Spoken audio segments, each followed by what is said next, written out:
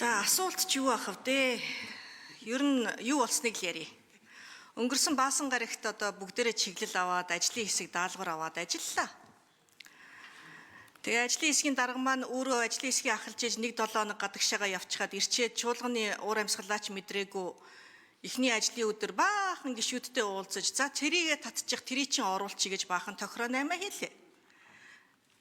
Багасаа миний дүү ийм юм сурч болохгүй шүү гэж хэллээ. Тэгээ ажлын хэсэг дээр бадсааран байгаад зарим гишүүд нь одоо ажиллаа хийхгүй хурлаа тохирсондоо байсангүй гэж хайж явцгаагаад тэгээ нэг 12 санал болгож бадсан байдаг юм аа. Тэгээ тэр 12 санал нь бол одоо хүний эрхийн асуудлаар за хүүхдүүдийн одоо эрхийн асуудлаар хүүхдийн хоол эрчим хүч гээд за нэг 400 тэрбум төгрөг нийтлэг асуудлуудыг базаж 12 санал болговоо. За эдийн засгийн байнгын хорон дээр орлоо. Эдийн засгийн байнгын хорон дээр ажлын хэсгийн саналаар санал хураасангүй нийт нөгөө саналуудаараа хураалаа. Ингэхдээ тэгээд яг л нөгөө л зарчмаараа хүчтэй тэгээд нөгөө бүлэглэлээрээ өөрсдийнхөө асуудлуудыг оруулваа. Ажлын хэсэг нэг 400 тэрбум барьсан болвол эдийн засгийн байнгын хорон 1.4 их 80 төгрөг болголоо. За мэдээж одоо нөгөө санал нь ороогүй гишүүд бол мэдээж гомдолтой байгаа шүү дээ, ойлгомжтой. За орсон саналууд нь юу юм бэ? Би таймлаад хэлье. За Чингэлтэй дүүрэг 3 санал, Сүхбаатар дүүрэг 4 санал, Дорнод аймаг 4 санал, Сүхбаатар аймаг 3 санал, Сэлэнг 2, Дархан 3, Хөвсгөл 3, Төв 1, Өмнөговь 1, Увс аймгийн Малчин сум, Ховд Завхан. Ийм одоо асуудлуудыг оруулж ирсэн байна. Тэгээ оруулж ирсэн асуудлууд нь за 2 минут байна да ярьчих. Чингэлтэй дүүрэг, Сүхбаатар дүүрэг эн чинь нэг Чингэлтэй Сүхбаатар нэг тойрог штэ ингээд 7 төсөл оруулж ирвэ. 2 цэцэрлэг, залуу техникчдийн ордон, эмнэлгийн тоног төхөөрөмж, жидүү зээлийн их үүсвэр, эрчим хүчний зарим асуудал, эмнэлэг. Дорнод 4 төсөл. За ус хангамж, ариутгал, татварга, цахилгаан, зам Сүхбаатар аймаг одоо бас зам 3 төсөл оруулж ирж байгаа шүү. Сэлэнг, Дархан, Төв, Хөвсгөл эд юу оруулсан бэ гэхээр 20 ортоо эрүүл мэндийн төв, зам гүүрийн байгууламж, Ахмадын хөгжлийн төв, Галтөмөр аврах анги 55 дугаар ангийн өргөтгөлийн асуудал, Өмнөговь дээр зам, Баян хонгор дээр одоо зам. За Увс аймгийн Малчин сум 320 хүүхдийн сургууль оруулжээ. Ховд завхны зумд одоо ховд завхны одоо дунд бас юм замын асуудал оруулжээ. За энэс юу харагдаж байна вэ гэхээр нэг цөөхөн хитгэн гишүүд өөрсдийнхөө тойргийн асуудлыг ингээд оруулваа. За манай эдийн засгийн байнгын хорооны дарга одоо тойргоос сонгогдсон залуу гишүүн бас тойргийнхаа сэтгэлгээнээс бас гарч чадаагүй байгаа нь аргагүй байгаа байхгүй да. Гэхдээ ер нь л ингээд тойргоос сонгогдсон хүмүүс л сайд нар хийж байна. Тойргоос сонгогдсон хүмүүс байнгын хорооны дарга хийн гэх юм болвол бүхий л асуудлуудыг тойрог руугаа чирэх нь ойлгомжтой. Бид нар тойргийг хөгжүүлэх гээд байна уу? Аль нэг сумыг хөгжүүлэх гээд байна уу? Нийтлэг Монгол улсаа хөгжүүлэх гээд байна уу гэдгийг ч одоо ялгаж чадахгүй байгаа шүү дээ. Тэг ийм улсын хөгжлийн төлөвлөгөө байдаг юм уу? Би энийг л асуугаад байгаа байхгүй. Тэгээд ер нь штэ одоо энэ төсөв орж ирэхэд зарим талаараа сангийн яамны ч гэсэн одоо буруу штэ. Хөгжлийн төлөвлөгөөнд оруулаагүй асуудлыг төсөвт оруулахгүй гэж зарим одоо сул гишүүдэд юм хаалт болгочдөг юм байна. Хүчтэй ч яг хөө тэгээд өөрсдийнхөө асуудлуудыг оруулдаг. За бүр болохоо байхлаарэ нөгөө чуулган дээрээ улаан ногоон лазараа тэгээд огт сураггүй 105 төслийг ч гэсэн одоо оруулж ил байсан. Тэгээд ингээд хүчтэй ингээд явдаг ийм байх юм бол энэ улс орон өнөө хүртэл ажлын хэсэг хариулъя. Лувсан Жамц гишүүн эдийн засгийн байнгаар бас хариултаа бэлдэж байгаарай. Харин заяа гишүүнтэй санал нэг байна. Нэг ажлын хэсэгт хамтаа ажилласан баярлалаа. Тэгээ таны хувьд ч гэсэн зарчмаа сайн бариад нийт 203 санал улсын хурлын гишүүдээс гаргасан. Ажлын хэсгээр 12-ыг нь л дэмжсэн. Мэдээж Харин заяа гишүүн болон Наранбаатар ажлын хэсгийн дэд ахлагчтай хамтраад энэ зүйлүүдийг зэгцлээд явсан. 203 саналаар 4.3 их 80 төгрөгийн санал орж ирсэн. Хэрэгжүүлэх боломж байхгүй гэдэг зүйлүүдийг бас харсан, хэлэлцсэн. 12 саналаар 400 тэрбум болгож багасгасан. Өнгөрсөн жил бол 138 санал гараад эндээс 40 санал нь ажлын хэсэг дээр дэмжигдээд 1.4 их 80-аар улсын төсвөр хэрэгжүүлнэ гэж тусч ирсэн. Тэгэхээр өнгөрсөн жилийн ажлын хэсэгт бас би ажиллаж байсан. Тэгээд тэр туршлага дээр үндэслээд Энэ жилд бол нэлээд сайн зарчмаа барьж ажиллаж чадсан болов уу гэж бодож байна. Хоёрдугаарт гадаад томилттой байж байгаа 7 хоног байж чадаагүй. Эндээ бас үлцэл өчөө. Гэхдээ юун төлөө 126 гишүүнтэй, ажлын хэсэгт 15 гишүүнтэй билээ. Нэг гишүүн ажиллаараа явж болно. Орны хүмүүс нь ажлаа гүйцээгээд хийх ёстой болов уу гэж бодож байна. Гуравдугаарт бүх гишүүнтэй уулзаад 8 хийсэн гэсэн зүйлийг та хөндлөө. Тийм зүйл байхгүй. Ажил хэрэгж байдлаар бүх гишүүн бол санал гаргасан гишүүнтэй уулзаад зураг төсөл нь байна уу? Тэзүүн байна уу? Хэрэгжүүлэх боломж нь байгаа мó гэдэг зүйлүүдийг эдийн засгийн яам болон сангийн яамнаас тайлбарыг нь авсны үндсэн дээр нэг бүрчлэн уулзаж ярилцсан. Ажил хэрэгж байдлаар ажилласан гэж бодож байна. Тэгээ 12 саналаар оруулж байгаа ажлын хэсгийн ажлыг бол би сайн ажилласан болов уу гэж дүгнэж байгаа. Нийтдээ 94% нь бол хассан гэсэн. 6% нь л орсон.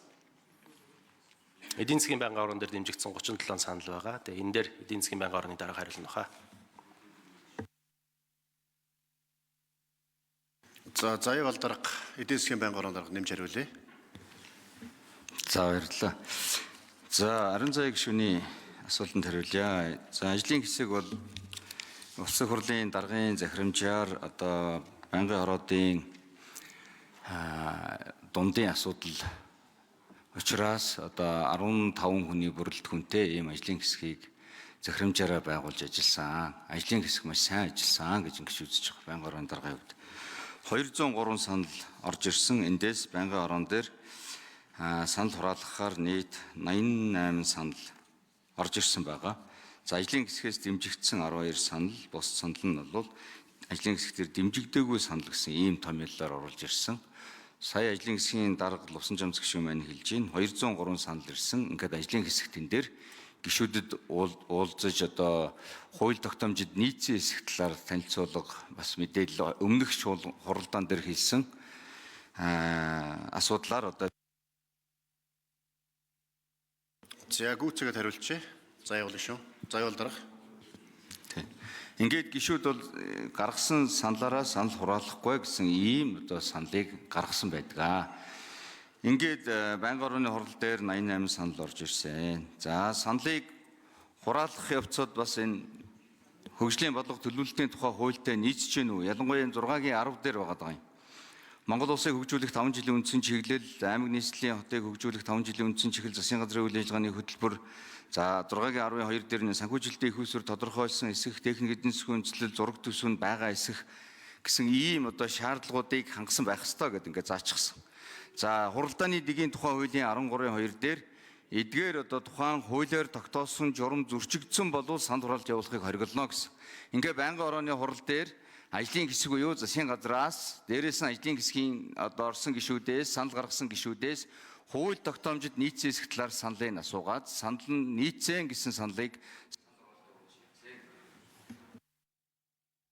Ариун заяа гишүүн тодруулж ирсэн.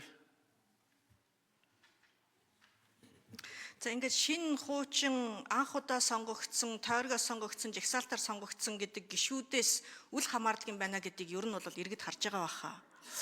Ер нь аливаа асуудлыг хөгжлийн том цогцоор нь харах ёстой гэж би боддог.